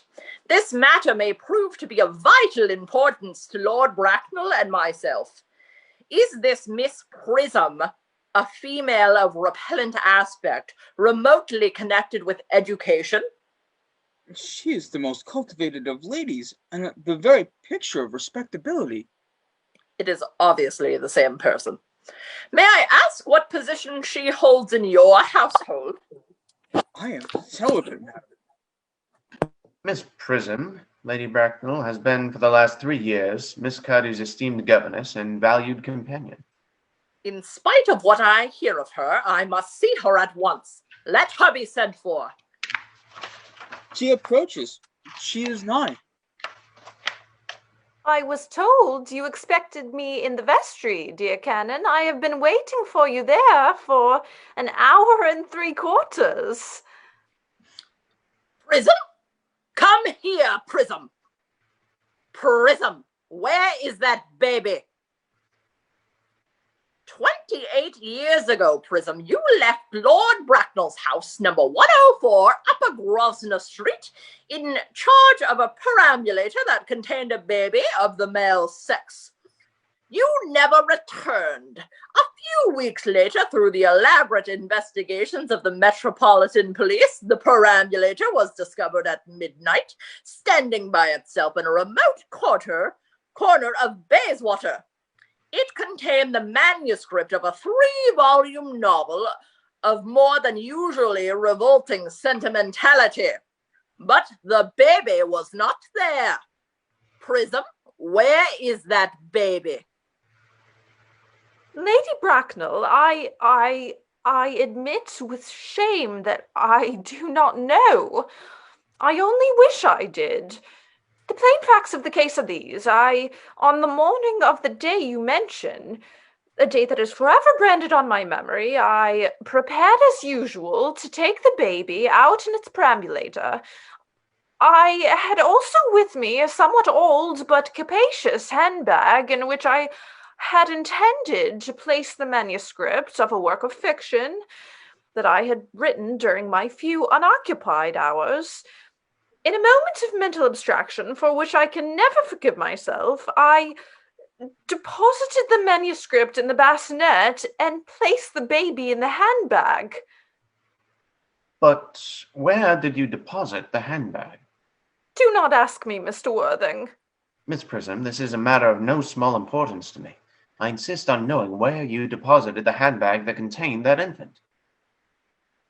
I left it in the cloakroom of one of the larger railway stations in London. What railway station? Victoria, the Brighton line.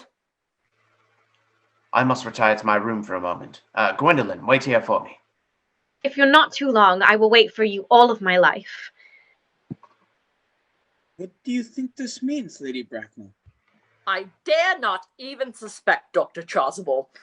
I need hardly tell you that in families of the high position, strange coincidences are not supposed to occur. They are hardly considered the thing.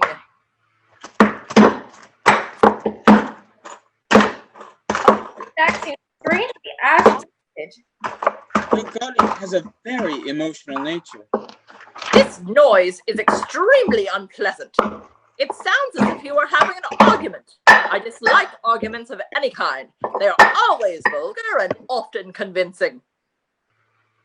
It's stopped now.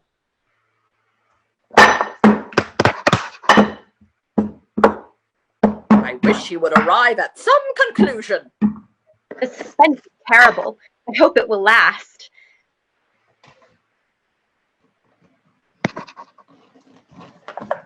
Is this the handbag, Miss Prism?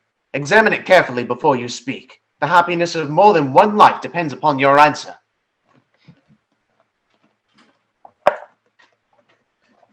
Yes, it seems to be mine. Yes, here is the injury it received through the upsetting of a Gower Street omnibus in younger and happier days. Here is the stain on the lining caused by the explosion of a temperance beverage, an incident that occurred at Leamington. And here on the lock are my initials. I had forgotten that in an extravagant mood I had them placed there. The bag is undoubtedly mine. I am delighted to have it so unexpectedly restored to me. It has been a great inconvenience being without it all these years. Miss Prism, More is restored to you than this handbag. I was the baby you placed in it. You? Yes, mother. Mr. Worthing, I am unmarried. Unmarried? Well, I don't deny that is a serious blow, but after all, who has the right to cast a stone against one who has suffered? Can't repentance wipe out an act of folly? Why should there be one law for men and another for women? Mother, I forgive you.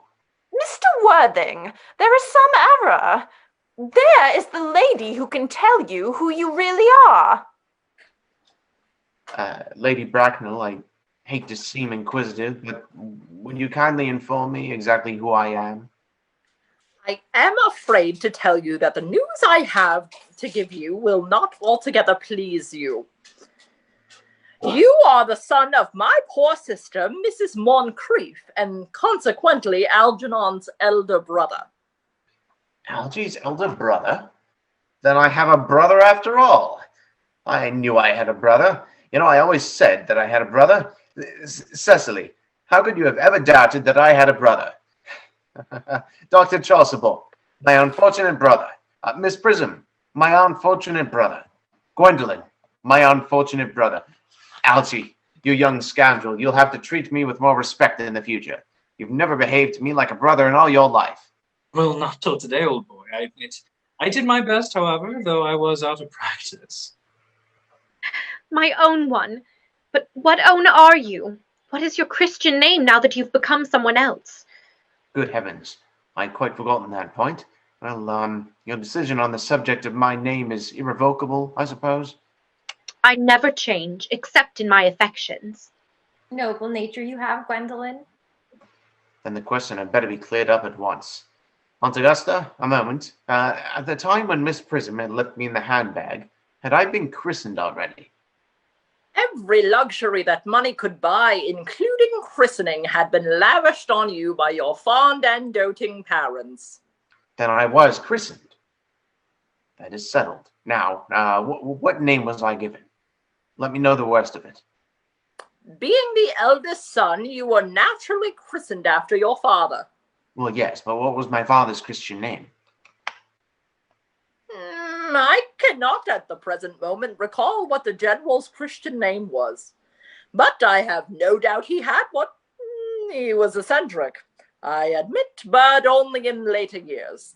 And that was the result of the Indian climate and marriage and indigestion and other things of the kind. Algy, can you not recollect what our father's Christian name was? My dear boy, we were never on even speaking terms. He died before I was a year old. His name would appear in the army lists of that period, I suppose. Aunt Augusta, would that not be true? The general was essentially a man of peace, except in his domestic life. But I have no doubt that his name would appear in any military directory. The army lists of the last 40 years are here. These delightful records should have been my constant study. Let's see here.